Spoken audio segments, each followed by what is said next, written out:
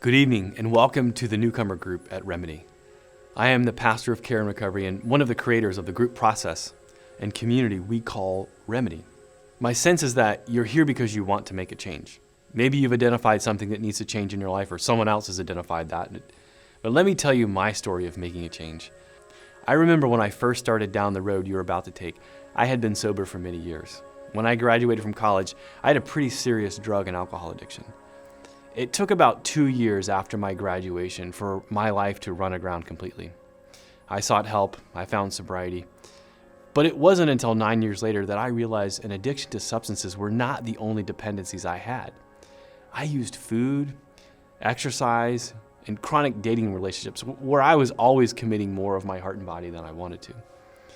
I was a Christian at the time. I had faith forged in the freedom from addiction, but I was still in bondage.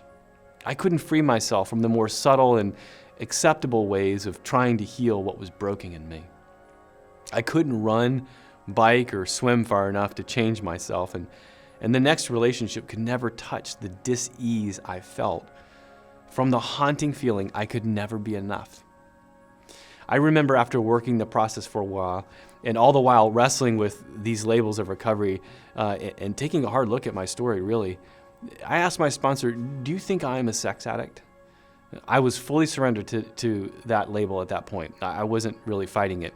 But he said, I don't know, maybe. And then he said, the label isn't as important as the posture of your heart. Are you willing to create space from whatever it is in your life that is crowding out God? Are you willing to create space for God to transform what you want, what you actually desire, and heal your broken heart? My answer was yes, of course. You see, everyone has something that they want to change. What is yours? Understand that to name the truth about our lives in a trustworthy community is to cross over the threshold from bondage to freedom. Would you let that thing, the issue, whatever it is, be the beginning of a journey that will bring you closer to God, closer to others, and just as importantly, closer to yourself? You see, at the end of the day, our dependencies, the things we use to cope, are not the problem. They are our solution to the problem. So what is the problem?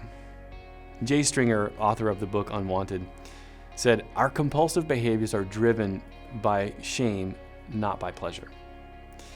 The hook that keeps us coming back again and again to food, drinking, sex, shopping, binging on Netflix, trying to control people through people-pleasing or other means. That hook that keeps us coming back to those patterns is shame, and its counterpart, contempt. See, shame has been defined as the fear of being unlovable or unworthy. And contempt is the preemptive rejection of others who see us in that exposure, in our fear and our shame. So shame is our powerful, and our defenses are so powerful against it.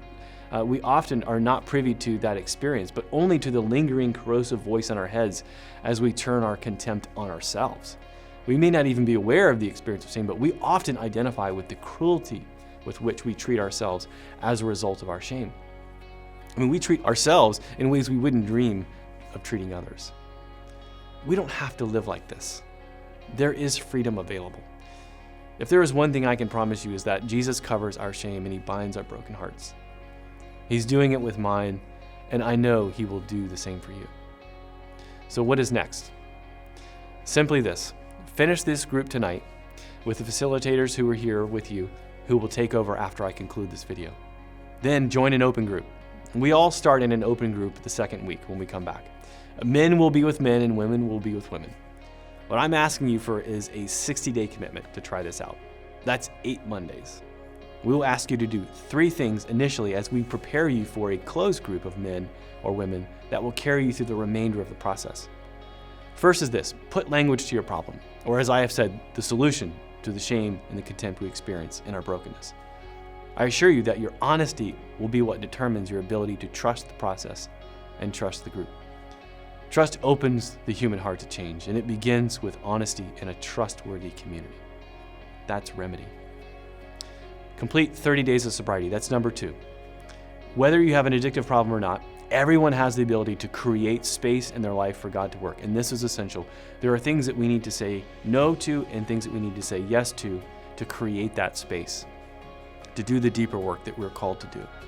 And the third thing is a forgiveness letter. I won't explain everything about it for the sake of time, but here's what we know.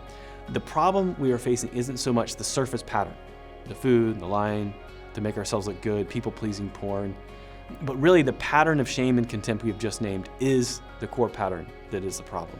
If that's true, dismantling this deeper pattern in our lives will start with self-forgiveness based on the forgiveness found in the gospel. We are forgiven. Grace is real, and it's both pardon and power to change. Shame cannot be dismantled solely on the basis of Me Too. We need a covering. In our exposure, we need the covering of God's forgiveness. Whether our shame is a result of what we've done or has been done to us, sin and the shame it produces needs the covering of Christ's body broken for us and His blood shed for us. Forgiveness is the covering we need to begin to dismantle the structures of shame and contempt in our world. So let's review.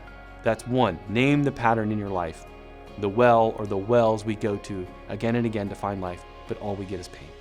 2, complete 30 days of freedom. Say yes, say no to create space, and count the days.